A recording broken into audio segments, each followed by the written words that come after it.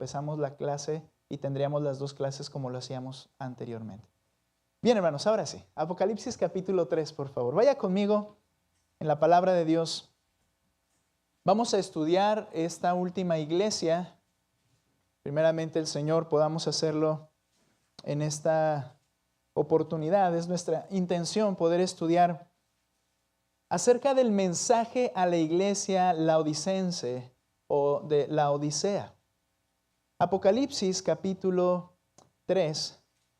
Y vamos a leer del 14 al 22 y lo vamos a hacer a una sola voz. ¿De acuerdo? Todos juntos conmigo vamos a leer esta porción, Apocalipsis 3, 14 al 22. Y leemos, dice la palabra de Dios. Escribe al ángel de la iglesia en la Odisea, el Amén, el testigo fiel y verdadero, el principio de la creación de Dios, dice esto. Yo conozco tus obras, que ni eres frío ni caliente. Ojalá fueras frío o caliente. Así, puesto que eres tibio y no frío ni caliente, te vomitaré de mi boca. Porque dices, soy rico, me he enriquecido y de nada tengo necesidad. No sabes que eres un miserable y digno de lástima, y pobre, ciego y desnudo. Te aconsejo que de mí compres oro refinado por fuego para que te hagas rico, y vestiduras blancas para que te vistas y no se manifieste la vergüenza de tu desnudez, y colirio para ungir tus ojos y que puedas ver. Yo reprendo y disciplino a todos los que amo. Sé, pues, celoso y arrepiéntete.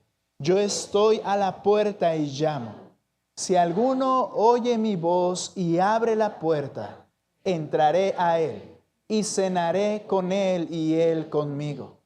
Al vencedor le concederé sentarse conmigo en mi trono, como yo también vencí y me senté con mi Padre en su trono. El que tiene oído, oiga lo que el Espíritu dice a las iglesias. Y tenemos oídos y que el Señor prepare nuestros oídos en esta mañana. Vamos a orar. Señor, abre nuestro entendimiento. Prepara nuestro oído, como dice tu palabra, para escucharte, para atender el llamado, para atender el mensaje, para atender, Señor, las promesas, las reprensiones, las bendiciones y el camino que tenemos que seguir. Señor, abre el oído de cada uno de los que estamos ahora aquí y de quienes puedan escuchar tu palabra. Señor, no solamente que esto se traduzca en sonidos, sino que haya convicciones y verdades en nuestros corazones. Usa, Señor, por favor, tu palabra en esta mañana, en el nombre de Cristo Jesús. Amén. Hemos ido transcurriendo, pasando a través de cada una de estas iglesias en las que cada mensaje a cada iglesia hay algo que nos quiere enseñar. Hay algo que debemos analizar, tanto como iglesia, es decir, de manera colectiva, como comunidad, también como de manera individual. Porque estos aspectos que Cristo, es directamente el que está hablando Cristo, estos aspectos que Cristo habla, el Rey de la iglesia, el que está en medio de nuestras sillas, de nuestras filas, dice que Él está presente y conoce cada acto, cada pensamiento en nuestras vidas. Él es el que habla, entonces lo hace con toda la información, con todo el conocimiento. Y sabe que tenemos necesidad de estas cosas también acá. Hemos ido viendo cada una, ha sido una bendición, un reto, una exhortación, incluso a veces hasta un regaño de parte del Señor a nuestras vidas. Y llegamos a la iglesia de la Odisea.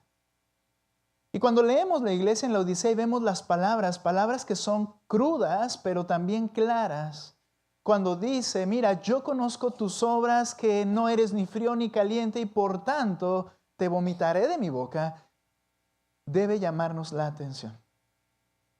Porque el Señor nos conoce.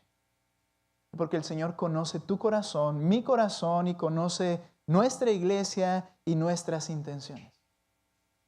¿Has notado que a lo largo de cada una de las cartas podemos ver que hay una influencia de afuera hacia adentro, así como una influencia de adentro hacia afuera en la iglesia? Es decir, el mundo y la cultura del mundo que nos rodea influye de una o de otra manera cómo vivimos como iglesia. Y también cuando la iglesia es fiel, influye hacia afuera en el mundo que lo rodea y no siempre los resultados son agradables. Porque hay oposición, hay persecución, hay contradicción.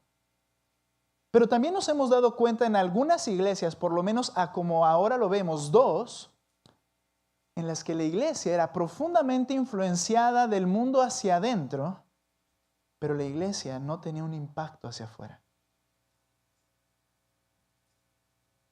Es obvio, Cristo dijo, no te ruego que los saques del mundo. Es obvio que somos influenciados y tenemos contacto con el mundo. Pero también Él dice, pero que los guardes del maligno.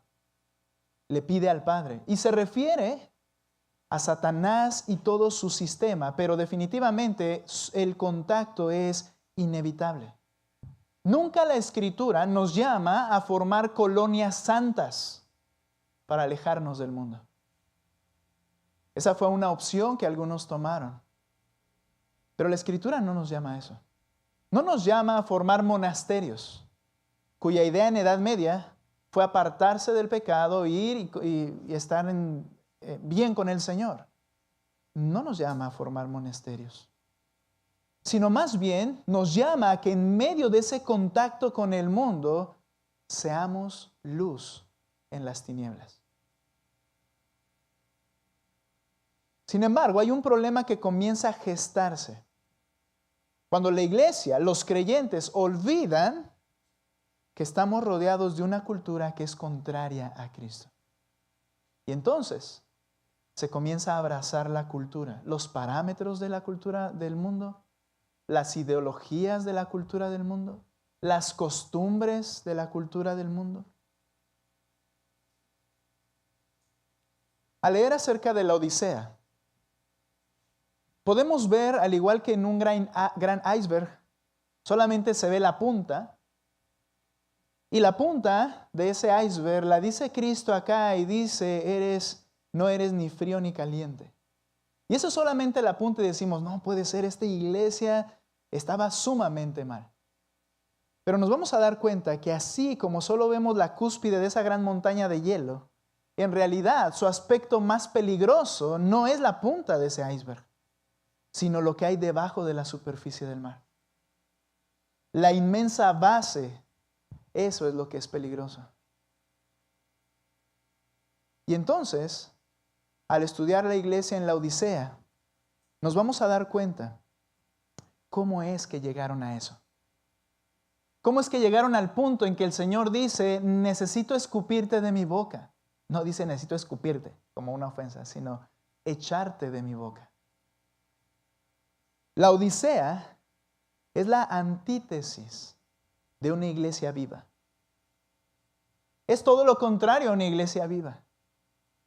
En otras palabras, queremos aprender lo que sucedió en la Odisea para entonces dar marcha atrás. Dicen por ahí y dicen por acá que la reversa también es cambio, ¿no es cierto? Entonces, cuando estudiamos la Odisea es entendiendo que es exactamente lo que no queremos ser. Y entonces dar marcha atrás. Alejarnos del modelo de la iglesia en la que ellos se convirtieron. Porque nuestro tema, y por eso les mencionaba, lo vamos a ver viendo la antítesis que es la iglesia de la Odisea, nuestro tema es el avivamiento de una iglesia. Porque lo que la Odisea era todo lo contrario. Una iglesia tibia, una iglesia muerta. Vamos a aprenderlo en 3 pasos. Aprenderemos el presente de la Odisea.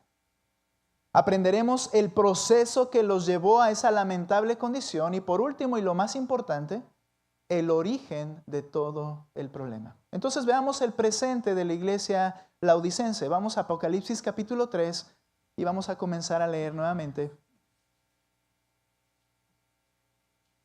Verso 14, 15. Escribe el ángel de la iglesia en la Odisea, el Amén. El testigo fiel y verdadero, el principio de la creación de Dios dice esto. Ahorita analizaremos ese pasaje. Como en todas las iglesias, yo conozco tus obras. Que ni eres frío ni caliente. Ojalá fueras frío o caliente. Así, puesto que eres tibio y no frío ni caliente, te vomitaré de mi boca. ¿Cómo lo llama la iglesia? Porque eres tibio. Ni frío ni caliente. Cuando vemos esto, en algunas ocasiones, quizá un tanto descuidadamente, vemos ni frío ni caliente y llegamos a pensar, o hay quienes hemos llegado a pensar y decir, bueno, este pasaje quizá lo que está diciendo es conmigo o sin mí, decídete, o aquí o no, o sea, frío o caliente, o sea, vas a estar o no vas a estar. Pero no es lo que está diciendo. Vamos a ver por qué. La frase es ojalá, ojalá, dice Cristo, con un anhelo, fueras frío o caliente. Y difícilmente leía una ocasión hace muchos años, cuando yo tenía como 18 años, leía un libro en donde decía el autor, difícilmente el Señor diría, ojalá te vayas al infierno. ¿No? O sea, como frío. O sea, no quieres nada conmigo, ojalá, yo deseo eso. O caliente, pero una de las dos son las que... No. Es difícil que el Señor esté hablando de esa forma acá y lo vamos a entender enseguida. Pero viendo el presente de la iglesia, nos vamos a dar cuenta de algo en primer lugar. La iglesia de Laodicea fue una iglesia próspera. Porque la ciudad en donde estaba esta iglesia era una de las ciudades más importantes y ricas de toda Asia Menor. De hecho, probablemente...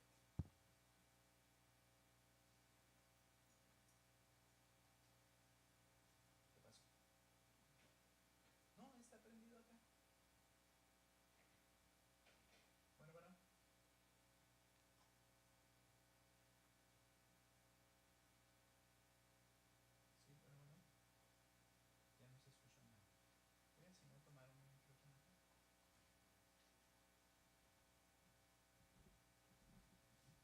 Si no canto como Cristi. Ahí está. No, canta muy bonito Cristi. Ahí está. Ok. ¿Sí? Oh, muy bien. Ok. A ver, ahora está muy fuerte. ¿Listos? Bueno. ¿Mande? Voz de trueno. Ahora sí voy a presumir lo que no tengo. Bueno. Como que se oye un zumbidito para no molestar.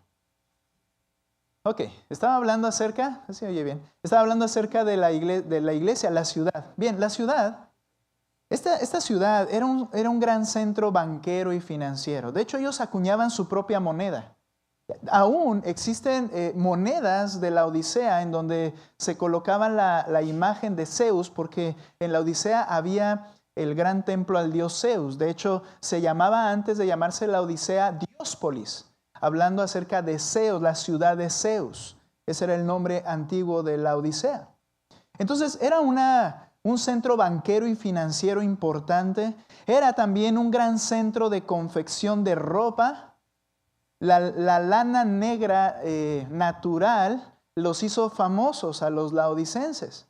Recuerdan que hablábamos acerca, si no me equivoco, es la iglesia de Sardis, donde decía que hay algunos que han manchado sus vestidos, y en Sardis lo que hacían, si no me equivoco era Sardis, sí. En Sardis lo que hacían era teñir la tela y teñir la lana, pintarla y venderla. Bueno, estos salieron mejor porque realmente eran con ovejas negras que ellos se hicieron famosos con esta lana y confeccionaban ropa de todo tipo, de calidad alta, de calidad baja, y se hicieron muy, muy ricos. Era un centro de confección de ropa. Era un centro médico muy considerable. Tenían una famosa escuela de medicina, al grado que ellos inventaron o produjeron el llamado colirio, que era un ungüento para los ojos y sanaba enfermedades oculares. Historiadores mencionan que la Odisea era un suelo fértil y por eso prosperó, pero sobre todo porque muchos de sus habitantes eran ricos. Era una ciudad de ricos. Pablo la reconoce como una iglesia activa y fuerte a la par de Colosas. Ve conmigo a Colosenses capítulo 2, por favor, y no pierdas Apocalipsis. Pero ve conmigo a Colosenses capítulo 2, versículo 1. Escribiendo a Colosas, que estaba a no más de 17 kilómetros de distancia de Laodicea, les dice lo siguiente: porque quiero que sepan qué gran lucha tengo por ustedes, dice Pablo, y por los que están en Laodicea, y por todos los que no me han visto en persona. Pablo, al escribir a Colosas, él hace referencia a que él quería también ir a la iglesia que se había formado en Laodicea, sobre todo porque no le conocían en persona. El fundador de esta iglesia y de estas iglesias, incluida Colosas, era Epafras, un colaborador de Pablo, un enviado por Pablo. Reconoce con estas cartas que ellos, al igual de Colosas, eran una iglesia fuerte. Nota el capítulo 4 de Colosenses, capítulo 4, verso 12. Epafras, que es uno de ustedes, de esa región, siervo de Jesucristo, les envía saludos. Estaba ya con Pablo. Siempre esforzándose intensamente a favor de ustedes en sus oraciones para que estén firmes. Esta idea es permanezcan firmes. Quiere decir que en Colosas, y ahorita vemos en Laodicea, habían sido enseñados correctamente. Eran iglesias firmes, fieles. Y oraba para que permanecieran firmes, perfectos y completamente seguros en toda la voluntad de Dios. Porque de Él soy testigo, dice Pablo, de que tiene profundo interés por ustedes y por los que están en Laodicea y en Hierápolis. Hierápolis a 10 kilómetros, Colosenses a 17 kilómetros de Laodicea. En estas iglesias se cree que el que fundó esas iglesias fue Epafras. Y siempre orando por ellos que se mantuvieran firmes. Nota el verso 16. Cuando esta carta, le dice a los colosenses, cuando esta carta haya sido leída entre ustedes, háganla leer también en la iglesia de los laodicenses. Las mismas instrucciones las iban a recibir. Ustedes, por su parte, lean la carta que viene esa pausa estuvo mal, que viene de Laodicea. Entonces quiere decir que al igual que Colosas, hay dos opciones. Pablo escribió una carta directamente a Laodicea, de la cual, si esto es así, no tenemos una copia. Pero le dice a Colosas, cuando lean esta, ustedes se la pasan a los de Laodicea. ¿Qué hacían? Una copia y la enviaban para que ellos tuvieran un ejemplar y la pudieran leer a la iglesia. Y la que tenían los de Laodicea, darla a los de Colosas. Bien, algunos otros mencionan que esta carta es la carta a los Efesios, que en un principio al ser escrita no aparece la frase a los Efesios, pero iba dirigida a toda la región de Asia Menor. Entonces es probable que de Éfeso, igual como fuimos viendo todas las iglesias que vimos en Apocalipsis, hasta que llega a Colosas, a Laodicea, y de Laodicea llegaría a Colosas. Era el orden que tomó el Señor en Apocalipsis capítulo 2 y capítulo 3. No lo sabemos. Probablemente esta sea la idea más plausible. Ahora, lo que quiero decir es que habían sido instruidos correctamente. Es que sabían la verdad. Las hermosas ruinas de la iglesia de Laodicea. Hay ruinas que testifican que estuvo vigente hasta el siglo III. Que era una iglesia realmente próspera. Cuando tú ves las imágenes de lo que quedó de la iglesia, hermanos, pisos con figuras talladas en el piso, columnas talladas, un atrio, no un atrio, el atrio es como un patio, ¿verdad? Sino más bien una especie de plataforma donde tú puedes imaginar que ahí se paraba el que estaba predicando, columnas, era hermoso el templo. Y aún quedan los restos allí. Era una iglesia realmente próspera. Era esa clase de iglesia atractiva. Imagínate esto. Una ciudad con profunda capacidad de emplear a la gente. Había trabajo. Una plusvalía creciente en la ciudad. Fue la ciudad que más creció y se enriqueció. Una congregación de un nivel económico capaz de invertir en el reino de Dios para su gloria y un templo envidiable. Todos quisieran ser pastores de esa iglesia. Una iglesia envidiable. Pero ¿cómo la llama Cristo después de quizá unos 30 años de cuando le hablaba de una iglesia firme? Y la llama tibia. Tibia al grado que me causa náusea. La conducta y el carácter de esa iglesia. Le dice, no eres ni frío ni caliente. Y esta es una referencia al agua en sí. El agua fría es una bendición para aliviar la sed. La palabra se refiere a algo muy fresco o refrescante. Cristo, por ejemplo, utiliza esta palabra y en la Biblia la menciona solo en estos dos textos, el que estamos viendo en Apocalipsis y Mateo 10:42, cuando Cristo dice lo siguiente: y cualquiera que como discípulo dé a beber aunque sea un solo vaso de agua fría, a uno de estos pequeños, en verdad les digo que no perderá su recompensa. Que porque es un creyente, tú le ofrezcas un vaso de agua fría en medio de las dificultades, dice, yo bendigo a esa persona. Por otro lado, el agua caliente es también muy útil e incluso terapéutica. Hierápolis, que estaba a 10 kilómetros, sigue siendo hasta hoy un centro en el cual hay lo que se le llaman aguas termales. Hay una especie como de albercas naturales formadas en la roca caliza. Y todo esto se consideraba como un lugar de sanidades también. Siempre donde hay aguas termales, ahí todos se sanan, ¿verdad? Pero el punto es ese, que ayuda el agua caliente. Por eso cuando el Señor dice, no eres frío ni caliente, la palabra cesto significa hirviendo o muy caliente. ¿Pero qué sucedía? Bueno, el agua tibia, si no es fría para refrescar, si no es caliente para ayudar, sino que está tibia, es asquerosa. ¿Has probado alguna vez agua tibia? Intenta así cuando tienes mucha sed y te va a dar asco. Causa náuseas. Esta es la imagen que Cristo les está presentando. Y los laodicenses comprendían muy bien esta imagen. Una obra de ingeniería que hasta ahorita están sorprendidos los que han descubierto. Es que suministraban el agua a la ciudad de la Odisea por un acueducto, pero ese acueducto no era de los normales con arcos, sino que era subterráneo. Lo traían en tubos formados con roca tallada desde Hierápolis. Querían esa agua tan famosa de Hierápolis y la trasladaban hasta la Odisea, llegaba a unos contenedores enormes y de ahí la repartían a la ciudad. Hermanos, era una ciudad muy próspera. Pero llegaba el agua tibia.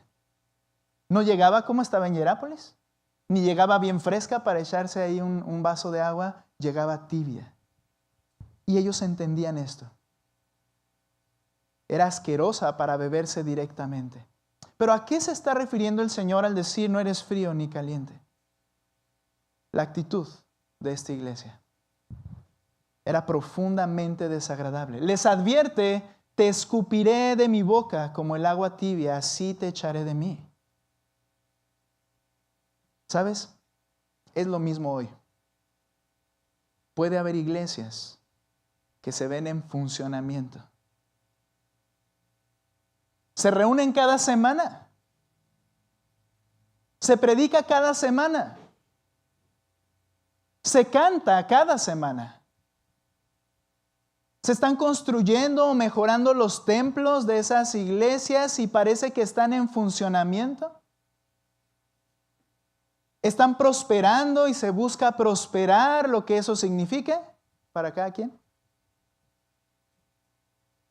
Pero es muy probable que no se dan cuenta de lo que Cristo piensa de ellas. Si Cristo habla en su palabra de muchas de las iglesias que están en funcionamiento, dice, tu actitud me es asquerosa. En el sentido de que no le agrada al Señor. Ese era el presente de la iglesia. Le decía a una hermana amada, No se trata de hacer, sino de ser. Porque eso es lo que el Señor ve. Tú puedes venir y puedes hacer el check-in y el check-out cuando te vas. Tú puedes participar. Podríamos tener y diseñar muchas cosas padres para que la iglesia se vea funcionando. Pero ¿cómo está tu actitud ante el Señor? ¿Cómo está esa relación entre tú y el mundo que te rodea? ¿Eres frío? ¿Eres fresco? ¿Eres una bendición para el reino de Dios? ¿Eres un bálsamo que ayuda para el reino de Dios? ¿O estás justo en medio, como todo el mundo está en medio? Y no sirve ni para una cosa ni para otra. Pero estás en la iglesia. Tibio. Me causa náuseas. Necesito echarte de mi boca. Es desagradable, es lo que está diciendo el Señor. ¿Y sabes una cosa? Seremos los últimos en darnos cuenta, lamentablemente. ¿Cómo llegó esta iglesia a convertirse en algo tan profundamente desagradable ante Cristo a menos de 30 o 40 años de que se veía una iglesia fuerte por la cual decían, anhelamos que sigan de esa manera? Ahora veamos entonces, vimos la realidad o el presente de la iglesia. Veamos el proceso para llegar a ese punto de una iglesia tibia. Ve conmigo, por favor, Apocalipsis 3, nuestro texto base ahí. Y nota lo que dice el pasaje. Yo conozco tus obras, verso 15, que ni eres frío ni caliente, y ojalá fueras frío o caliente. Así puesto que eres tibio y no frío ni caliente, nota el énfasis, te vomitaré, te escupiré de mi boca. Porque dices, aquí viene el proceso, o aquí viene la forma en que esta iglesia es desagradable delante del Señor. Porque dices, soy rico,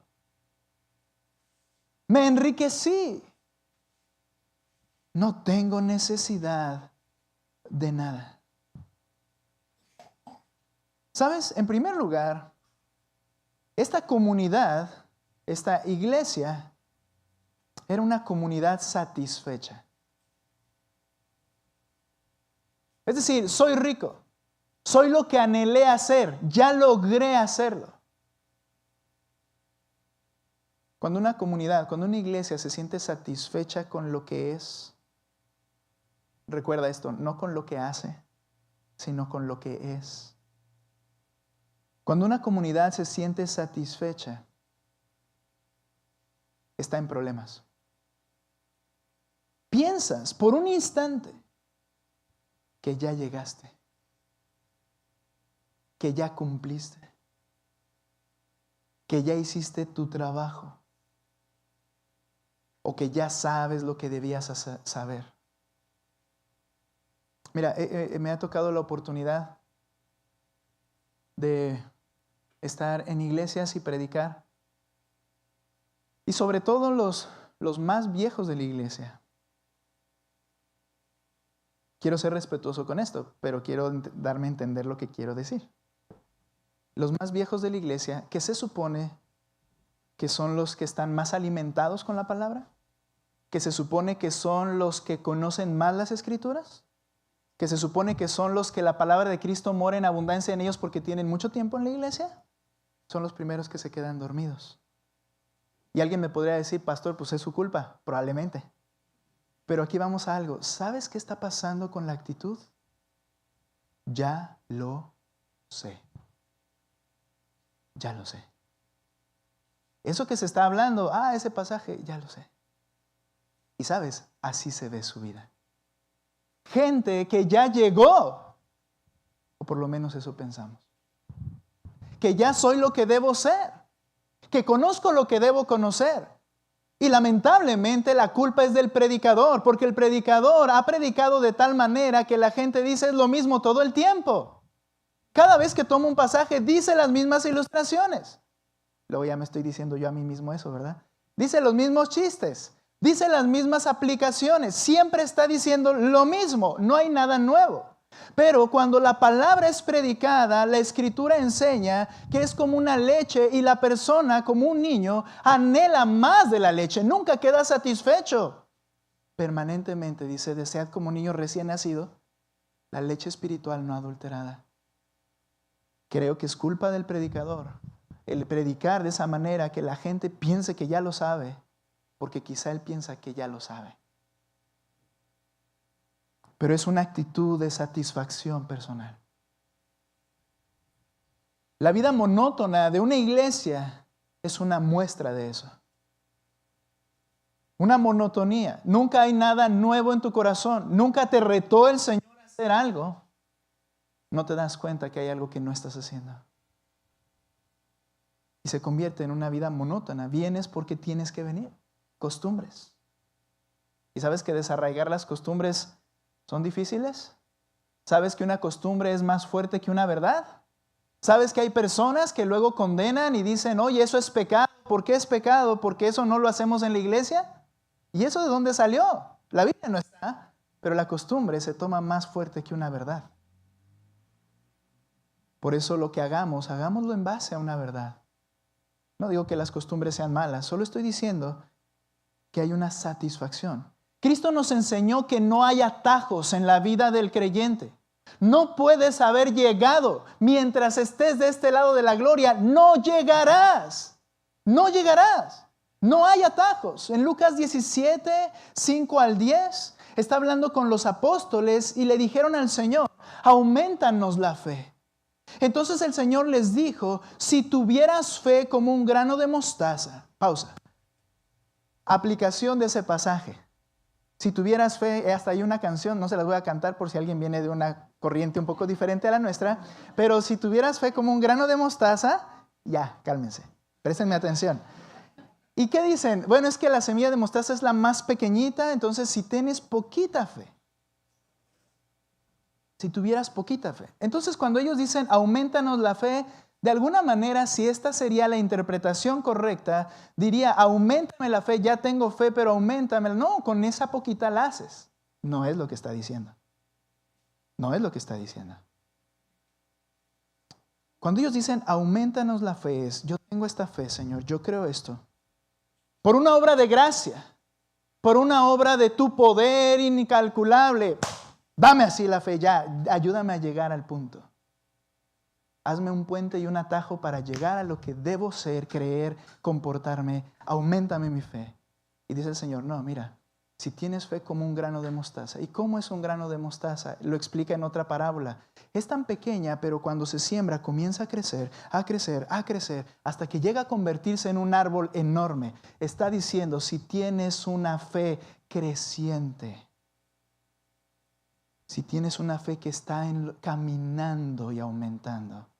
¿Qué le estaban pidiendo? Ahórrame la fatiga, corta eso y dame una fe grande. No hay atajos en la vida cristiana. No los hay. No los hay para cambiar en santidad. No los hay para crecer en fe, en obediencia, en santificación, en convertirnos los hombres y mujeres que debemos ser. No hay atajos. Tienes que seguir caminando y creciendo. No puedes pensar que ya llegaste. No podemos. No hay oportunidad de pensar de esa forma. Y entonces le sigue diciendo, entonces dirías a este sicómoro, desarráigate y plántate en el mar, y os obedecería. Y le sigue explicando, ¿quién de vosotros tenía un siervo arando o pastoreando ovejas? Y cuando regresa del campo le dice, suficiente, ven enseguida, siéntate a comer. ¿No le dirá más bien, prepárame algo para cenar? Y diríamos, qué feo. No, entiende, ¿qué está hablando? Un amo con su siervo. ¿Cuándo deja de ser siervo ese siervo? Nunca. ¿Cuándo deja de hacer su trabajo ese siervo? Nunca. Regresa de hacer lo que hizo y el amo le dice, ya es suficiente, ya te graduaste de siervo, ahora siéntate, yo te voy a servir. Dice, no, sino que le dice, prepárame la cena. Sigue siendo siervo, es tu trabajo y lo seguirás siendo. Y vístete adecuadamente y le dirá, y sírveme hasta que yo haya comido y bebido y después comerás y beberás tú. sigue siendo siervo. Esa es la idea. ¿Acaso le da las gracias al siervo porque hizo lo que se le ordenó? Ya no sería siervo. Sería un igual al amo. Así también ustedes. Escucha esto. Cuando hayan hecho todo lo que se les ordenó, si eso fuera posible, digan, siervos inútiles somos. Hemos hecho solo lo que debíamos haber hecho. No has llegado. Cuando des un paso de fe por la gracia del Señor y haces algo, cuidado con sentirte satisfecho con eso. Cuidado con decir, muy bien, ya soy la esposa, el esposo, el hijo, el siervo, el pastor que debería hacer. No, más bien di, falta. No lo hice como debiera. Hice lo que debía, pero falta. No hay atajos en la vida cristiana. Los de la Odisea decían, ya soy rico. Ya tengo lo que necesito. No tengo necesidad de nada más. Pablo en 1 Corintios 8:2 también dice, si alguno cree que sabe algo, no ha aprendido todavía como debe saberlo. Y también en Filipenses 3:12 dice Pablo, no que ya lo haya alcanzado o que ya haya llegado a ser perfecto, sino que, ¿qué hacía Pablo? ¿Cuál era su actitud? Sino que sigo adelante a fin de poder alcanzar, esforzándose aquello para lo cual también fui alcanzado por Cristo Jesús. Hermanos, ten esto en tu mente. No soy el padre que debo ser. No he llegado. No soy el hijo que debo ser. No soy el esposo que debo ser. Siéntete feliz, mujer. ¿Te sacaste la lotería? No se la sacó. No eres lo que debes ser. No eres la hija, la esposa, ni la madre que debes ser. No lo eres. Todavía no. ¿Eso qué motiva? Hay que trabajar. No puedo sentirme satisfecho. Tengo que esforzarme. ¿Sabes? No somos los siervos de Dios que debemos ser. Y te tengo una noticia. Y no lo serás nunca. Y menos de este lado de la gloria. Hay cosas que hacer. Cuando tú te sientes satisfecho y yo me siento satisfecho, mi vida comienza a convertirse en una vida tibia. Muchas veces vemos gente que está tan asombrada al ver la palabra de Dios y decir, wow, no sabía nada de eso. Y comienza a correr tras aquello que entiende que debe hacer. Pero lamentablemente muchas veces esas personas llegan a un punto en el que, engañados por su propia mentalidad, llegan a pensar, muy bien, me acuerdo de lo que no era, pero ya soy. ¿Y qué va a pasar? Se van a detener. Y van a ser tibios. Y no van a ser de provecho para el reino de Dios. Y recuerda que fuiste creado para su gloria. Y no van a ser útiles. Además de una conducta, una actitud de una iglesia, una comunidad satisfecha, también vemos una comunidad orgullosa. Yo soy rico, me he enriquecido, habla de lo que esas personas han hecho y de nada tengo necesidad. He llegado a ser eso que deseaba y nada tengo de necesidades. Están diciendo, lo hice, lo logré. Y sabes, esta es una mentalidad que caracterizaba a los habitantes de la Odisea. No sé si aquí pasa, porque estamos más lejos. Pero por ejemplo, entre Jiménez y Parral, los dos mejores equipos de béisbol, no se crean, me van a apedrear bajando, no se crean. Entre Jiménez y Parral hay una lucha, yo creo que por la cercanía, permanentemente entre las actitudes de las dos sociedades. Cuando tuvimos la oportunidad de vivir en Parral, los parralenses critican a los de Jiménez. Y no voy a decir más, pero los critican. Y los de Jiménez critican a los parralenses. Sí lo voy a decir. Los de Parral dicen que los de Jiménez son flojos Y los de Jiménez dicen que los de Parral se creen el ombligo del mundo. ¿Y sabes una cosa? Parece que es cierto. Quiero decir esto, o sea, la cultura de la ciudad nos influye. Por eso empecé diciendo esto. ¿Qué dicen de Delicias? ¿Sabes una cosa? ¿Sabes una cosa? No voy a decir lo que digan, pero quiero decir esto. Somos influenciados y hay que tener cuidado con este asunto. Cuando la Odisea dice, soy rico y me he enriquecido, recuerda que está hablando la comunidad de creyentes, los cristianos. Y ellos expresaban, no tengo necesidad de nada. Bien, la ciudad de la Odisea, al igual que las ciudades de Asia Menor, fueron destruidas por terremotos varias veces. Llegó el tiempo cuando entonces, en el año 60 después de Cristo, quedó completamente arruinada por un temblor que vino. Si tienen calor, podemos prender el de este lado, porque no quería que les diera en la espalda. Está ahorita como viento nada más. Entonces, ¿quién le sabe si le pueden ayudar al hermano? Entonces, ¿qué le estaba diciendo? El terremoto, muy bien. ¿Qué pasó? En el terremoto, en el año 60 después de Cristo, muchas ciudades quedaron destruidas. Una de ellas, la Odisea. ¿Qué hizo Roma con la iglesia en Filadelfia? ¿Recuerdas? O bueno, no con la iglesia, con la ciudad de Filadelfia. La reedificó y le quitó dar impuestos por varios años. De tal manera que Filadelfia se cambió el nombre al nombre del emperador. ¿Recuerdas? En honor a la ayuda que le había brindado. Bien. Los de la Odisea, cuando recibieron la oferta de ser ayudados por Roma, dijeron no, tenemos el recurso suficiente y somos capaces nosotros mismos. Y reedificaron ellos solos la ciudad. No solo eso, ayudaron a reedificar 14 ciudades de las ciudades que los rodeaban. ¿Sabes qué decían? No necesitamos de nadie. Y esto era el plus de esta ciudad. Puros orgullosos, ricos y poderosos. Pero así pensaba la iglesia. No tengo necesidad. Una comunidad orgullosa.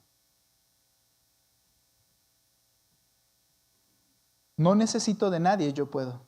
La iglesia es una comunidad escrita por las siguientes frases en el Nuevo Testamento. Los unos con los otros. Oren los unos por los otros. Confiesen sus pecados los unos a los otros. Perdónense los unos a los otros. Ayúdense los unos a los otros. Exhórtense los unos a los otros. Apóyense los unos a los otros. Tengan comunión los unos con los otros. Y sabes una cosa, la falta de esta actitud convierte a la iglesia en unos Juegos Olímpicos eclesiásticos. A ver quién es más espiritual. A ver quién es el más puntual, a ver quién es el que sirve mejor, a ver quién es el que canta mejor, a ver quién es el que tiene más dones, a ver quién trae el mejor vestido, a ver quién es el más apto, a ver quién es el más santo, etc. Y si esto nos pasa por nuestra mente, ¿qué es lo que nos está engañando? Nuestro orgullo. No tengo necesidad, yo puedo. ¿Te imaginas estar en esa iglesia? Era una pasarela, literalmente. O se convirtió en una pasarela. Hermanos, el Señor nos llama a que somos un cuerpo. Y que cuando el cuerpo, uno de los miembros se duele, todos se duelen. Están íntimamente ligados y relacionados. No podemos diseccionarlos. Los miembros sufren con alguien que está sufriendo. Se gozan con el que está gozándose. ¿Cómo ve Cristo la iglesia Manuel? ¿Cómo ve tu vida? ¿Cuál es la manera en que promueves la comunidad en la que estamos? Una comunidad satisfecha, una comunidad orgullosa. Y aquí hablando de este proceso, vemos también una comunidad mundana. ¿A qué nos referimos? Nota por favor el texto. Así puesto que eres, ya me regresé hasta el 16, 17. Porque dices, soy rico, me he enriquecido y de nada tengo necesidad. Y no sabes que eres un miserable, digno de lástima, pobre, ciego y desnudo. Aparte de ser una comunidad satisfecha y orgullosa, hablando de la iglesia, recuerda que estoy hablando no de la Odisea, sino de la iglesia en la Odisea, también era una comunidad mundana. Nos referimos a cuáles eran sus parámetros. La iglesia de la Odisea tenía una perspectiva o cosmovisión mundana de lo que es lo importante. ¿Qué era lo importante? Ya me he enriquecido y de nada tengo necesidad. ¿Qué estaban viendo? Lo material. Lo que el mundo también persigue. Para ellos estoy bien porque mi economía, mi salud, mi condición, mi estado emocional, estoy bien, no tengo necesidad de nada. Esos eran sus parámetros. Y lamentablemente se convierten en los parámetros de muchos de nosotros. Y puedes decir, estoy bien, pero si algo de esto falta, estoy mal. Me falta. Ansioso. Llorando. ¿Por qué? Porque esos son mis parámetros. El punto es que son parámetros inferiores. Son mundanos. Es lo que todos los demás quieren. Dime, ¿qué marca la diferencia contigo entonces? Conmigo, si digo que soy creyente. ¿Cuál es la diferencia? Precisamente ninguna. Precisamente por eso no es útil al reino de Dios. Es como cualquier persona, porque persigue los mismos parámetros.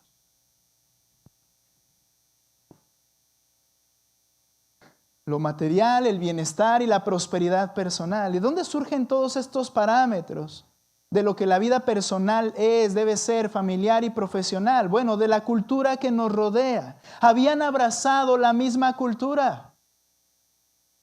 ¿Qué te dice la cultura que debes tener? ¿Qué te dice la cultura que debes tener? No negligencia, pero ¿qué te dice la cultura? Recuerda que somos afectados por la cultura. Debes de tener un grupo de amigos y hacer socialité. Vestir bien. Tener con quién hablar, ¿verdad? Por eso los amigos. Una carrera, si no eres don nadie o doña nadie. Tal cantidad de dinero, por lo menos ganar tanto. No seas mediocre. Auto. Fondo de ahorro para el retiro. Espera, nada más con eso te vas a consumir. Nunca vas a acabar. Y es un engaño. Logrando atraerte, capturarte y no servir para lo que fuiste llamado. Es un engaño. Con esas nada más vas a agotar tu tiempo, vas a agotar tus fuerzas, vas a agotar tus recursos, vas a agotar tu mente. Y lo que resta, vas a venir y nada más quieres estar un rato y después retirarte.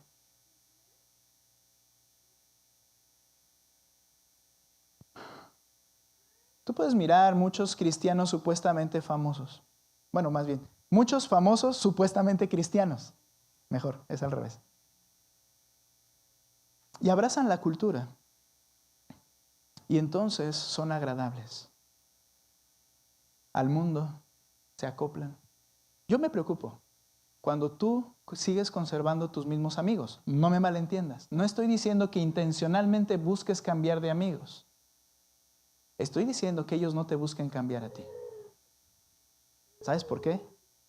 Porque si tú le eres agradable a la persona y no están dispuestos a cambiarte, es porque no estás teniendo ningún impacto. Y el Señor lo llama de esta manera: tibio. Tibio. Créeme, si vivieras conforme a lo que el Señor dice en su palabra, ellos tendrían problemas contigo, no tú con ellos. Esto es peligroso. Si queremos ser una iglesia en la cual las personas puedan llegar y sentirse cómodas, pero que sea una iglesia la cual refleje a Cristo y eso haga que venga incomodidad en las personas y digan: yo estoy mal y necesito estar bien con Cristo.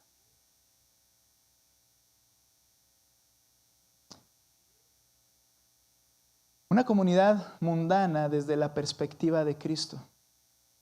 Él ve a esa persona que siente que está completamente satisfecha, que ha llegado a donde debía llegar y que ha logrado lo que el mundo y la cultura le ha propuesto y siente que ya llegó, Cristo la ve con una perspectiva correcta y le dice, mas tú eres, no sabes que eres. Es decir, estás mal informado, estás desinformado. Lo que abrazaste como lo correcto, información correcta, es desinformación. Eso no es lo más importante. Por tanto, tú eres un miserable, digno de lástima, pobre, ciego y desnudo. Está describiendo al más bajo de los mendigos en una ciudad próspera. Ciego, pobre, desnudo, desamparado, uno que no tiene absolutamente nada. Así es como Cristo nos ve. Los ve a los de la Odisea, con las más profundas necesidades, pero esa persona no lo sabe porque piensa que alcanzó lo que el mundo le propuso que debía alcanzar y ni cuenta se da. Es Cristo entonces quien se presenta como la solución, quien se presenta como el origen y fuente de toda bendición, para que las personas entiendan que su cosmovisión debe de cambiar, no ser mundana, sino tener una cosmovisión correcta. A veces cuando la llamamos espiritual decimos, ok, sí, pastor, vamos a pensar en lo espiritual, pero también en lo material, es necesario. No, la cosmovisión espiritual implica lo material y lo eterno unido para hacer lo correcto. Abarca todas las áreas de la vida, no solamente la oración y cosas que no ves. Habla de lo que haces, de lo que tienes, de cómo lo administras. Una cosmovisión bíblica o espiritual es ver las cosas como realmente son. Y entonces, por eso dejé intencionalmente el texto 14. Ve conmigo al 3:14. ¿Cómo se presenta Cristo ante esta iglesia? Escribe al ángel de la iglesia en la Odisea, el amén. ¿Qué significa esto? Él es el cumplimiento de todo lo dicho por Dios. Segunda los Corintios 1:20 dice esto, escúchalo. Pues tantas como sean las promesas de Dios, todas las promesas de Dios, en Él, en Cristo, todas son sí. Por eso también, por medio de Él, de Cristo, amén, para la gloria de Dios por medio de nosotros. Es decir, ¿qué te hace falta? Bien, la encuentras en Cristo. Lo que sea, lo que realmente necesitas, las promesas dadas del Padre, no las robas tú. He oído por ahí eso de arrebátaselas. Tú no le vas a arrebatar nada a Dios si Él no lo da. Pero Él ha hecho innumerables promesas, dice Efesios 1. ¿Y sabes? Es en Cristo en quien tienen cumplimiento en nuestra vida para la gloria de Dios. Pero tú estás corriendo para alcanzarlas por otros medios. Es en Cristo. Por eso dice, yo soy el amén. Él así es. Él lo que dijo el Padre se cumple. Y era precisamente a quien estaban dejando de lado. También se presenta como el testigo fiel y verdadero, dice ahí el texto. Implica la certeza, implica la autenticidad de todo lo que ha sido dicho de parte del Padre. Es decir, que Él es completamente digno de confianza. Él no defrauda. Hermoso entonces cómo se presenta ante la iglesia que se sentía satisfecha y que ellos alcanzaban lo que deseaban. Pero a expensas o fuera de Cristo, el que lo hace todo. Y también se llama a sí mismo el principio de la creación. Ahora, esto no quiere decir que Cristo sea el primer ser creado. Cuando dice el principio, significa la causa y origen de donde provienen todas las cosas.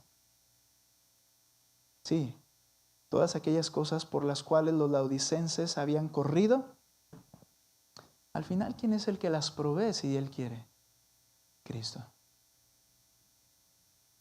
Pablo lo dijo en Colosenses 1:16, escúchame, porque en Él, en Cristo, 16 y 17, fueron creadas todas las cosas, tanto las que están en los cielos como en la tierra, visibles e invisibles, no solo las espirituales, todas las cosas, ya sean tronos, dominios, poderes, autoridades, todo ha sido creado por medio de Él y para Él, y Él es antes de todas las cosas y en Él todas las cosas permanecen. Es decir, que Él es el Todopoderoso que hace que se sustente en todo y siga funcionando todo. Si esto es cierto, entonces, ¿qué estamos haciendo? Es decir, si esto es cierto, es Cristo quien hace que las cosas funcionen. Él es el que hace que llegue el sueldo a tu bolsillo. Pero por correr tras el sueldo, he oído esa frase, ¿no? Hay que, la papa, ¿cómo dicen? A la chuleta, que correr tras eso. En realidad es Cristo el quien sustenta todas las cosas. Es Cristo de quien proviene todo lo verdaderamente indispensable. Por eso les dice en el verso 18, Apocalipsis 3:18, te doy un consejo por si lo quieres tomar, porque eres tan autosuficiente que permíteme darte un consejo. Que de mí compres oro refinado por fuego para que te hagas rico. En él están las verdaderas riquezas permanentes y eternas. Vestiduras blancas porque dice que estás desnudo. Para que te vistas interesante, vestiduras blancas. Es un golpe a su orgullo porque recuerda la lana negra. Pero estas vestiduras blancas hablan de la justificación y santificación del creyente. Y que no se manifieste la vergüenza de tu desnudez y colirio para ungir tus ojos y que puedas ver. De eso de lo que la Odisea decía, somos famosos por este colirio que hemos inventado. Dice el Señor, yo tengo uno mejor porque estás ciego. Ven y yo te hago ver. Ven y busca en mí y yo te lo voy a dar. Un verdadero vestido, una cosmovisión correcta en mi vida con ese corilio. Es por eso que el salmista en el 119:18 dice, abre mis ojos para ver las maravillas de tu ley. Si no es por la gracia del Señor, lo que estamos viendo realmente no está ahí. Necesitamos la gracia. Y entonces debo terminar diciendo, ya vimos el presente de la iglesia, ya vimos el proceso para llegar a eso, lo que estaba en su actitud. Veamos el origen de su condición tibia. Nota por favor versículo 19. Yo reprendo y disciplino a todos los que amo. Sé pues celoso y arrepiéntete. Creo que este es un paralelo a Hebreos capítulo 12, donde dice que Él reprende a sus hijos. Creo que en la iglesia de la Odisea aún había creyentes. Algunos mencionan que nadie era creyente ya ahí y eso no lo creo así, porque entonces ya simplemente no sería una iglesia. Pero creo que las dos verdades son reales. Había creyentes y había un grupo ya de no creyentes. Estos creyentes débiles, tibios, sin hacer nada. La iglesia llenándose de gente que se sentía cómoda. Pero el punto es este. Les llama, sé celoso y arrepiéntete. Es una iglesia que dejó de esforzarse en lo importante. Ahí está el origen del por qué llegaron a donde llegaron. Cristo les llama al arrepentimiento de esta actitud pecaminosa con esta perspectiva mundana. Debían cambiar la manera de hacer las cosas, pero ser celoso significa apasionado, alguien que se esfuerza, que muestra un gran interés por algo o alguien, es decir, como estaban antes. Lo que les interesaba realmente era qué Cristo decía que yo haga. Dice, vuelve a esforzarte por eso. Ten interés por lo que es realmente importante. A veces le digo a mi esposa, y a ella me ha enseñado muchas cosas, pero al respecto. Cuando yo compartía el evangelio a alguien nuevo, y yo le veía llorar, yo decía, gracias al Señor por la obra que está haciendo. Luego llegaba emocionado y le platicaba a mi esposa y me decía, oye, ¿y cómo te fue? ¿Te entendió? Sí, porque lo vi incluso que lloró. Ok, pasó la primera. Pero ya después que los que lloraban ya no regresaban, entonces entendí, mi esposa me decía, acuérdate, eso no es una evidencia genuina. Pero lo que quiero decir con esto es que al predicar acá, muchos de ustedes cuando llegaron se estremecían con la palabra de Dios. Llorabas con la palabra de Dios. Estabas atento a la palabra de Dios. ¿Qué ha pasado? ¿Puedo ser yo el problema? ¿O puedes ser tú el problema? ¿Por qué ya no sientes lo que sentías? ¿Por qué ya no te esfuerzas en lo que realmente es importante? Vamos a seguir marchando hasta el punto en que seamos tibios, satisfechos, egoístas. ¿Qué ha pasado? ¿Qué te tiene tan distraído o distraída? Pastor, es que tengo que hacer estas cosas. ¿Desde cuándo la voluntad de Dios ya no ha sido tan importante para ti? ¿Desde cuándo te dejaste de esforzar? Principalmente el origen de todo esto para llegar a ser tibio. Nota lo que dice el verso 20. Estamos llegando al final. Yo estoy a la puerta y llamo. Si alguno oye mi voz y abre la puerta, entraré a él y cenaré con él y él conmigo. Este texto ha sido utilizado para el evangelismo. Permanentemente se utiliza esto como que el Señor está tocando toda puerta de todo pecador. Y que entonces al estar tocando la puerta del pecador, el que tiene que abrir desde adentro es el pecador. Y tiene cierta verdad toda esta idea. Pero el punto es que este texto sería sacarlo de su contexto. Porque no le está hablando a un pecador. ¿A quién le está hablando? Escribe al ángel de la iglesia en la Odisea. Le está hablando a una iglesia.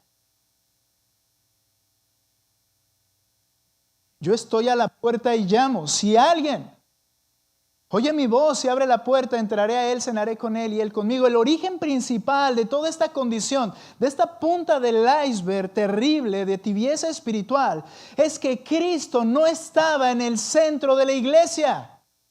Ya no era el centro de la iglesia. Estaba en las periferias de la iglesia.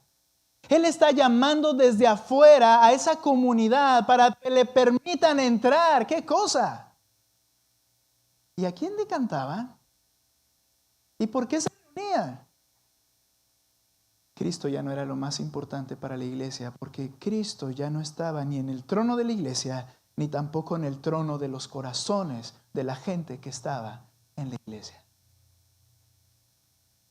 ¿Cómo es que Cristo está en el trono de mi corazón? Bien, que cuando le escuches hablar y te diga algo que tienes que hacer, te esfuerces por hacerlo, porque Él es el que manda en mi vida.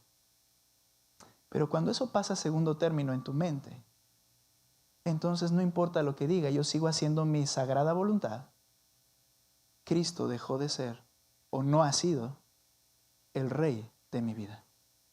Y una iglesia que esa es la actitud, pronto, Cristo simplemente no es el centro de esa iglesia.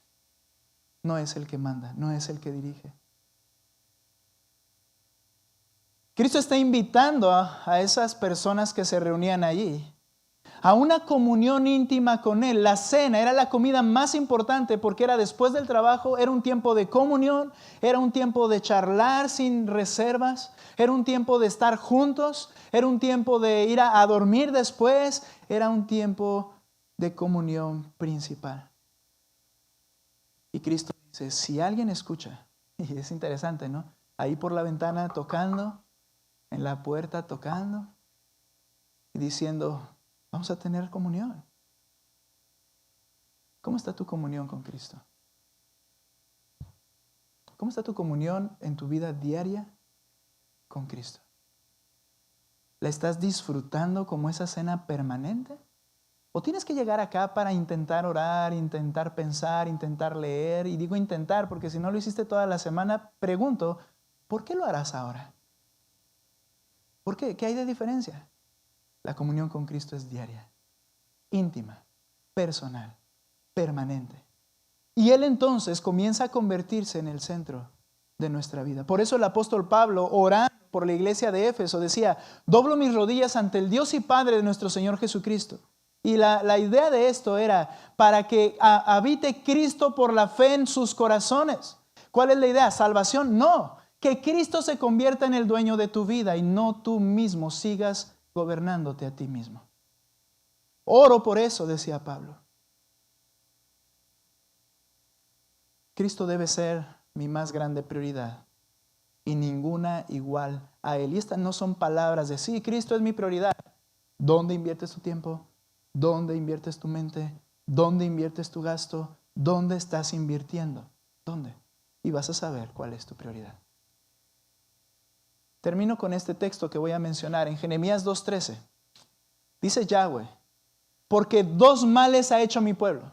Primero, me han abandonado a mí, fuente de aguas vivas. A Cristo, siendo el origen de todas las cosas y el cumplimiento de todas las promesas, me han abandonado a mí, fuente de agua viva, dice Yahweh, y han cavado para sí cisternas grietas que no retienen agua. En otras palabras, me han abandonado a mí, el que puede proveer y sustentar todo lo que necesitan, y se están sustentando a sí mismos y corriendo tras los que ellos creen que necesitan. Dos males estás cometiendo. Dos males. Y dice el Señor, por cuanto eres tibio, tengo que expulsarte. Mejor arrepiéntete. Mejor cambia. Y ven y tengamos comunión real y permanente. ¿Sabes? Si no has venido a los pies de Cristo a través del Evangelio, no puedes tener comunión con Él sin antes haber dispuesto a abandonar tu pecado y seguir a Cristo, sabiendo que mereces el infierno, como todos nosotros. Pero Él en su gracia perdona, restaura, justifica, santifica y glorifica. Pero tal vez también, hermanos, tu comunión está sumamente deteriorada. Arrepiéntete y sé celoso. Esfuérzate por lo que vale la pena. Entonces, ¿el tema cuál era, pastor? El avivamiento de una iglesia.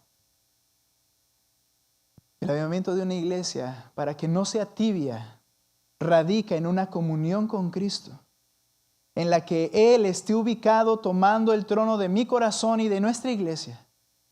2, para que así entonces seamos apasionados, esforzándonos por aquellas cosas que son realmente importantes, con una cosmovisión bíblica que es originada por la palabra de Cristo. Y 3, de esa forma nuestra actitud será de una profunda necesidad y dependencia a Cristo, clamando cada día por gracia y recibiendo esa gracia de aquel del cual provienen todas las cosas y quien sostiene todas las cosas. Y termina con una promesa hermosa.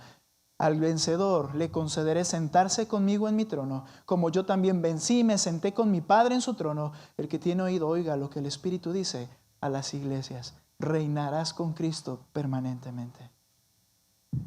Pero Él quiere reinar ahora en tu vida y en mi vida. Que el Señor nos avive como iglesia. Vamos a orar. Puestos en pie, hermanos, por favor. Señor, avívanos. Tú sabes en qué sentido, en qué área, mi vida y como iglesia, estamos entrando en una tibieza que es desagradable. Tú sabes, Señor, el origen de esto. Tú conoces de los que están de pie en esta habitación. ¿Cuántos valoran realmente tener comunión contigo permanente y diaria? Tú lo sabes. Y por eso hoy nos dijiste, yo conozco tus obras. Tú sabes, quienes de aquí, mi Dios, nos sentimos satisfechos. Incluso nos sentimos superiores. Tú sabes, Señor, cuántos de aquí tenemos la vista puesta en las cosas materiales y mundanas.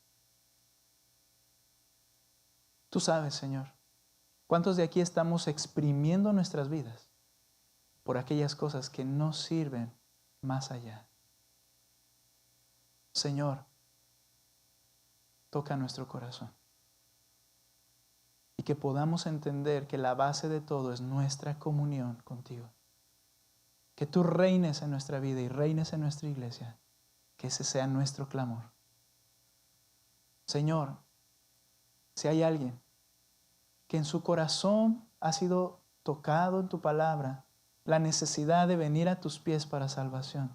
Señor, cuando tú haces esa obra, nadie puede detenerla.